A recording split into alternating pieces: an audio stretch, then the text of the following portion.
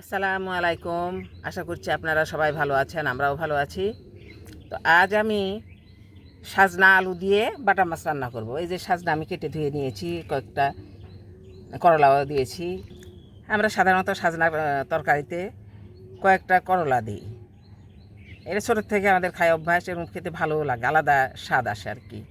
যাই হোক, সাজনা আলু এই তরকারিটা রান্না করতে আমার লাগছে তেজপাতা, আস্ত জিরা, পেঁয়াজ কুচি, আদা বাটা, রসুন বাটা, জিরা বাটা, স্বাদ মতো লবণ, হলুদ গুঁড়া, মরিচ গুঁড়া, ধনিয়া গুঁড়া, রান্নার তেল।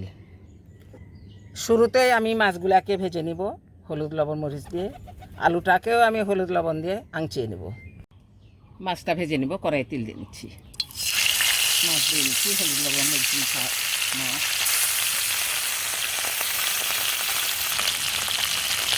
মাছগুলাকে আমি এপিট ওপিট করে লাল করে ভেজে নেব।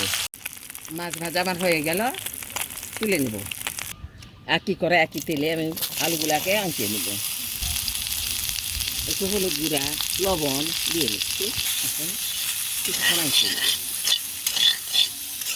আলু আঁকানো আমার হয়ে গেল, দেখেন কত সুন্দর রং হয়েছে, একেবারে ভাজা ভাজা হয়েছে। চোখে যেটা সুন্দর লাগবে খাইতেও ভালো লাগবে, যেটা চোখে সুন্দর লাগবে না সেটা স্বাদও লাগবে না।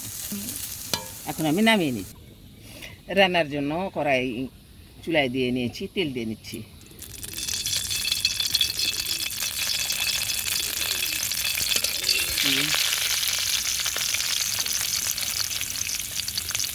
তেজপাতা, গোটা জিরা, আমি এখন এগুলাকে ভেজে নেব। তেলানের পেঁয়াজ আমার বেগুন ব্রাউন হয়ে গেছে, এখন আমি পানি দিয়ে নিচ্ছি। এখন আমি মশলাগুলি দিয়ে নিচ্ছি। রসুন বাটা, জিরা বাটা, আদা বাটা, মতো লবণ, ধনিয়া গুঁড়া, মরিচ গুঁড়া, হলুদ গুঁড়া, প্রয়োজনীয় মশলা আমার দেওয়া হয়ে গেছে। আমি এখন মশলাগুলোকে কষিয়ে নেব। তেলানিটা আমার হয়ে গেছে, এখন আমি সাজনা দিয়ে দিচ্ছি। সাজনা দিলাম, এখন সাজনাটাকে মশলার মধ্যে সাজনা দিয়ে নিচ্ছি। আমি ভাজা আলুটাকে দিয়ে নিলাম। এখন আলু সাজনা সব দুইটাই একই সঙ্গে মশলায় কষিয়ে নেব।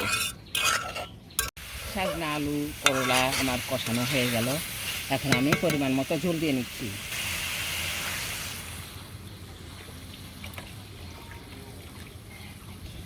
ঝোল দিয়ে নিলাম, একটু বেশিই দিলাম, সজনা সিদ্ধ হতে একটু সময় লাগবে, ওই জন্য একটু পানি বেশিই দিলাম।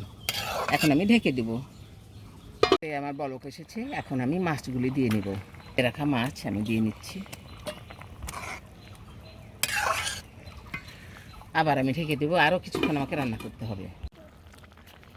তরকারিটা আমার হয়ে গেল, আমি এখন নামিয়ে নিব। সাজনা আলু দিয়ে বাটা মাছ ঝোলটা হয়ে গেছে। আপনারা অনেকেই প্রথম থেকে শেষ পর্যন্ত দেখলেন। যদি ভালো লেগে থাকে এইভাবে রান্না করে খাবেন, ভালো লাগবে আশা করছি। আপনারা বন্ধু হয়ে আমাদের পাশে থাকবেন, আমরা আপনাদের পাশে বন্ধু হয়ে থাকবো। আগামী পর্বে আবারও দেখা হবে ইনশাল্লাহ। আল্লাহ হাফিজ।